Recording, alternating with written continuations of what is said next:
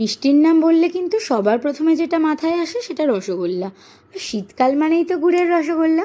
তাহলে চলো আজকে সেই রেসিপিটাই তোমাদের সাথে শেয়ার করি। আমরা না অনেকেই মনে করি রসগোল্লা বানানো হয়তো খুব ঝামেলার কাজ, কিন্তু সত্যি কথা বলতে অন্য যে কোনো মিষ্টির থেকে আমার তো মনে হয় রসগোল্লাটা সব থেকে বেশি ইজি। আজ আমি এখানে 1 লিটার দুধে রসগোল্লা বানাবো। তো তার জন্য আমি ফুল ক্রিম দুধটা নিয়ে প্রথমে ছানা কাটিয়ে নেব লেবুর সাহায্যে, বা আমি যেহেতু এখানে ভিনিগারের সাহায্যে কাটাচ্ছি, তো যতটা ভিনিগার নেব ঠিক সেম পরিমাণে কিন্তু জল নিতে হবে। আর ছানা বানাতে গেলে দুধ যখন একদম পুরো ফুটে যাবে তারপরে কিন্তু লেবু বা ভিনিগার যেটাই পরে মেশাবে।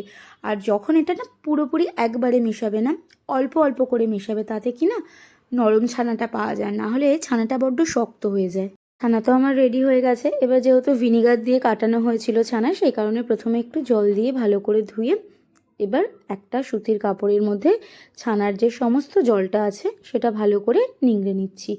আর একটা কথা মাথায় রাখবে, রসগোল্লা বানানোর ক্ষেত্রে কিন্তু ছানাটা ভীষণ ইম্পর্টেন্ট। কারণ ছানাটা যতটা ভালোভাবে মাখা হবে বা ছানাটা যতটা ভালো করে জল সরানো হবে, তোমার মিষ্টিটাও কিন্তু ঠিক ততটাই সুন্দর হবে। চলো, এটা তো গেল ছানার পার্ট। এবার যেটা করব, এই মিষ্টি বানানোর জন্য আমি 2 ধরনের রস রেডি করব। একটা হবে একদমই পাতলা, মানে যেটার মধ্যে রসগোল্লাটা ফুটবে, আর একটা তার থেকে একটু ঘন, তবে অতিরিক্ত ঘন নয়, যার মধ্যে রসগোল্লাটা ডুবে থাকবে। তো আমি ফার্স্ট যে রসটা রেডি করছি সেখানে আমি 2 কাপ চিনি নিয়েছি। এই 2 কাপ চিনির মধ্যে আমি 4 কাপ জল অ্যাড করেছি, ঠিক আছে?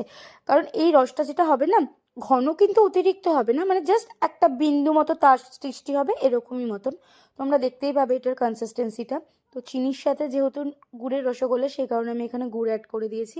দেখো, দেখতে পাচ্ছ কীরকম মতন জায়গাতে এসছে এটা। মানে একদম কিন্তু তার সৃষ্টি হবে না, মানে নর্মালি আমরা যেরকম কোনো ভাজা মিষ্টি বা অন্য কোনো মিষ্টির ক্ষেত্রে যেই রস রেডি করি, এটা কিন্তু সেরকম হবে না। রস ফুটে গেছে, আমি রসটা ঠান্ডা করার জন্য একটা সাইডে সেট করলাম। দেখতে পাচ্ছ আশা করি রসটা কীরকম হয়েছে। দেখো, এবার আরেকটা রস রেডি করব। দেখো, এটা রস না বলাই চলে, এটা কিন্তু আসলে রসগোল্লাটা গরম জলেই সেদ্ধ হয়, তবে ওই একটু মিষ্টি ভাব দেওয়ার জন্য আর কি। তো আমি এখানে 1 কাপ কিন্তু চিনি নিয়েছি। 1 কাপ চিনির মধ্যে আমি প্রায় 4 থেকে 5 কাপের বেশি আমি জল অ্যাড করেছি। চিনিটা যতক্ষণ না গলছে জলটা আমি ফুটতে দেব। এবার আমি এখানে ছানাটা ভালো করে রেডি করে নেব, মানে ভালো করে ছানাটা মেখে নেব। দেখো, দেখতে পাচ্ছ ছানাটা কতটা সুন্দর রেডি হয়েছে। দেখে আশা করি বোঝাই যাচ্ছে ছানার মধ্যে কিন্তু এতটুকু কোনো জল ভাব নেই। আর এই ছানাটা যত সুন্দর হবে, এই মিষ্টিটাও কিন্তু ঠিক ততটাই ভালো হবে। দেখো, হাত দিয়ে দেখে বোঝা যাচ্ছে তো এতটুকু জল নেই ছানার মধ্যে। এবার এর মধ্যে আমি দেব 1 চামচ ময়দা আর 1 চামচ কর্নফ্লাওয়ার। 1 চামচই দেবো, কিন্তু এর থেকে বেশি দেবে না, তাহলে কিন্তু ভালো লাগবে না। ঠিক যেই যেই পরিমাণগুলো আমি দেখাচ্ছি ঠিক সেমভাবে তোমরা বানাও, কথা দিলাম তোমাদের মিষ্টিও কিন্তু ঠিক একদম পারফেক্ট স্পঞ্জি তৈরি হবে। চলো, এবার একটু তো হাঁটতে কষ্ট দিতে হবে। তার জন্য কি করব, যেটা হচ্ছে ছানাটাকে ভালো করে মাখবো। ছানাটা কিন্তু এখানে খুব ইম্পর্টেন্ট। ছানাটা কিন্তু খুব ভালো করে মাখতে হবে। ছানা যত সুন্দর মাখা হবে মিষ্টি কিন্তু তত ভালো হবে। আর ছানাটা এখানে মোটামুটি 15 থেকে 20 মিনিট মতন আমি ভালো করে মসৃণ করে মেখে নিয়েছি। হ্যাঁ, আর একটা কথা, মাখবে যখন সেই সময় কিন্তু নজর রাখবে যাতে ছানা থেকে তেল ছেড়ে না দেয়। তেল যদি ছেড়ে দেয় তাহলে কিন্তু মিষ্টি ভালো তৈরি হবে না। এবার ছানাটাকে আমি ছুরির সাহায্যে ভাগ করে নিচ্ছি, যেহেতু ছানা থেকে আমি ছোট ছোট রসগোল্লার আকারে শেপ রেডি করব। রসগোল্লাটা এত সুন্দর হয়েছিল, আমার না এটা নিয়ে 3rd টাইম রসগোল্লা বানানো। তবে আমি তো সব থেকে বেশি স্যাটিসফাই এবারে রসগোল্লা বানিয়ে। ওটাই সুন্দর হয়েছিল, বাড়ির প্রত্যেকে খেয়ে খুবই প্রশংসা করেছে। তাই এই সেম প্রসেস ফলো করে তোমরাও যদি বাড়িতে বানাও, কথা দিলাম তোমাদের রসগোল্লাটাও কিন্তু ঠিক ততটাই সুন্দর হবে। তো দেখতে পাচ্ছ ভালো করে এটা এবার ছোটো ছোটো বলের মতন করে রেডি করে নিচ্ছি আমি। আমার 1 লিটার দুধের টোটাল 10টা বল রেডি হয়েছিল। আর বলটা কিন্তু পুরোটা মসৃণ হতে হবে। যদি দেখছো ক্র্যাক থেকে যাচ্ছে, তার মানে কিন্তু তোমার ছানাটা ভালো করে মাখা হয়নি। সেই ক্ষেত্রে আরেকটু ছানা ভালো করে রেডি করে নেবে মেখে। চলো, রসগোল্লার বলগুলো রেডি হয়ে গেছে। এবার আমি যেটা করব, একটা বাটির মধ্যে 2 চামচ ময়দা নেব। 2 চামচ ময়দা নিয়ে ভালো করে জল দিয়ে এটাকে গুলিয়ে রাখবো। এর কারণটা আমি তোমাদেরকে বলছি, এটা কিন্তু খুব ইম্পর্টেন্ট পার্ট। রসগোল্লা বানাতে গেলে এটাই মেন কারণ। কেন বলছি সেটা আমি, তার আগে দেখো জলটা তো এখানে রেডি হয়ে গেছে। এবার আমি বলগুলো কিন্তু রসগোল্লার মধ্যে ছেড়ে দিলাম। ওই যে বললাম একটু টেনশানেই ছিলাম, যেহেতু গুড়ের রসগোল্লাটা আমি ফার্স্ট টাইম বানাচ্ছি এবারে। তো দেখো, একটুখানি ঢেকে আমি একটু বলক আসতে দিয়েছিলাম। ওই যে জলটা বানিয়ে রাখলাম, যেটা বললাম সবথেকে বেশি ইম্পর্টেন্ট পার্ট। তো এই কারণেই বললাম, আমরা দেখবে যখন মিষ্টির দোকানে রসগোল্লা তৈরি হয় না, দেখবে ঝাঁকটা যেটা তৈরি হয়, এই ময়দাটাই সেই ঝাঁকটা তৈরি করতে সাহায্য করে। অল্প অল্প করে এই ময়দার জলটা দিয়ে অল্প অল্প করে ঢেকে দেবে, তাতে করে খাবে। আচ্ছা, এই সময় কিন্তু গ্যাসের ফ্লেমটা বাড়িয়ে রাখবে, কমিয়ে রাখবে না, তাহলে কিন্তু রসগোল্লা ফুলবে না। অল্প অল্প করে ময়দার জলটা দেবে আর একটু একটু করে ঢাকা দিয়ে রাখবে, তাতে কি পুরো ঝাঁকটা তৈরি হবে। রসগোল্লার বলগুলো থাকবে ঝাঁকের নিচে আর ওপরে ঝাঁকটা থাকবে, তাতে করে কি হবে, রসগোল্লাটা খুব ভালো ফুলবে। আর একটা সাইডে যখন রসগোল্লা তৈরি করবে, মোটামুটি 1 লিটার থেকে 1.5 লিটার মতন একটু জল গরম করে রাখবে।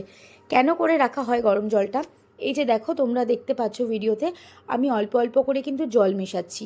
তো এটা গরম জলই মেশাচ্ছি আমি, কারণ গ্যাসের ফ্লেমটা এখানে বাড়ানো থাকে, তাতে করে যে জলটা দিয়েছিলাম সেই জলটা তো ফুটে যায়। তো গরম জলটা তাতে করে মেশালে কি হবে, রসগোল্লা ভালোভাবে ফুলতে পারে। দেখো আমি খুন্তির সাহায্যে, মানে হাতার সাহায্যে আর কি, আমি রসগোল্লাটা তুলে দেখে নিলাম। এখনও অবধি কিন্তু রসগোল্লাটা হয়নি, আমার কিন্তু গ্যাসের ফ্লেমটা বাড়ানোই রয়েছে।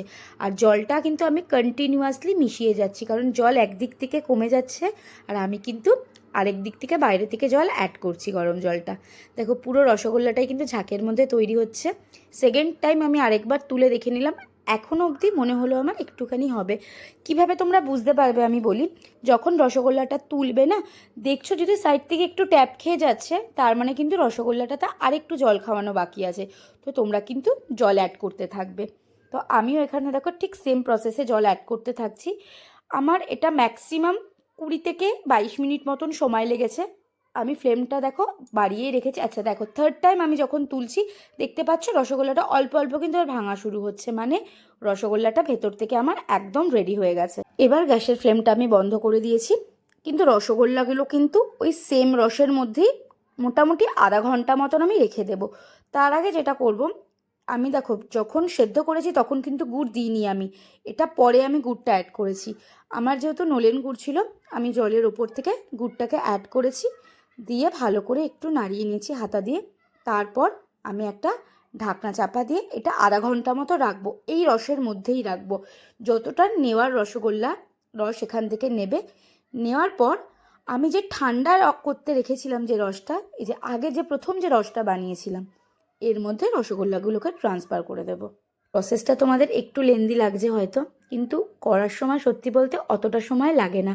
তোমরা অতি অবশ্যই একবার বাড়িতে এটা ট্রাই করো। আমি কথা দিলাম, তোমাদের বাড়ির প্রত্যেকটা লোক প্রশংসা করবে আর ইচ্ছেই করবে না বাইরে থেকে কিনে রসগোল্লা খাওয়ার। এই ঠান্ডা রসের মধ্যে যখন রসগোল্লাগুলো দেওয়া হয় না, তখন ও আগের পাতলা রসটা রিলিজ করে আর এই রসটা ভেতরে অ্যাবজর্ব করে।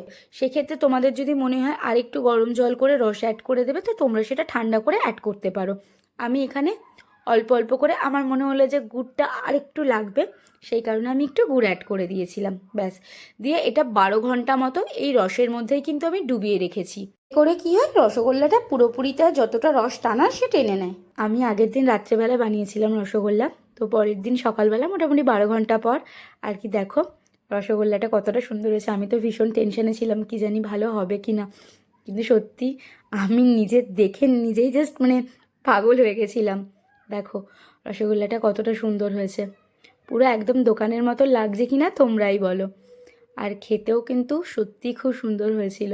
তোমরা ভাবছো নিজের প্রশংসা নিজেই করছি, কিন্তু সত্যি ভীষণ সুন্দর হয়েছিল রসগোল্লাগুলো খেতে। দেখো কতটা নরম হয়েছিল। আর কোনো রসগোল্লা কিভাবে স্পঞ্জি হয় তোমরা কিভাবে বুঝবে, দেখো ভেতরটা তো বুঝতেই পারছো কতটা জালিদার হয়েছে। এছাড়া যে কোনো রসগোল্লা, যেটা বললাম, তোমরা কিভাবে বুঝবে যে রসগোল্লাটা অনেকটা স্পঞ্জি হয়েছে, রসগোল্লার যখন না রসটা নিংড়াবে না, দেখো এই যে আমি এখানে করছি রসগোল্লার রসটা যখন আমি বার করছি, দেখো রস নিংড়ানোর পরও কিন্তু রসগোল্লাটা আবার অ্যাজ ইট ইজ দেখো ফুলতে শুরু করবে, তার মানেই বোঝা যায় যে ভেতরটা স্পঞ্জি হয়েছে। দেখো তোমরাই দেখো। আর কেমন লাগলো ভিডিওটা আমাকে কিন্তু অতি অবশ্যই জানিও, আর তোমরাও বাড়িতে এইভাবে ট্রাই করো।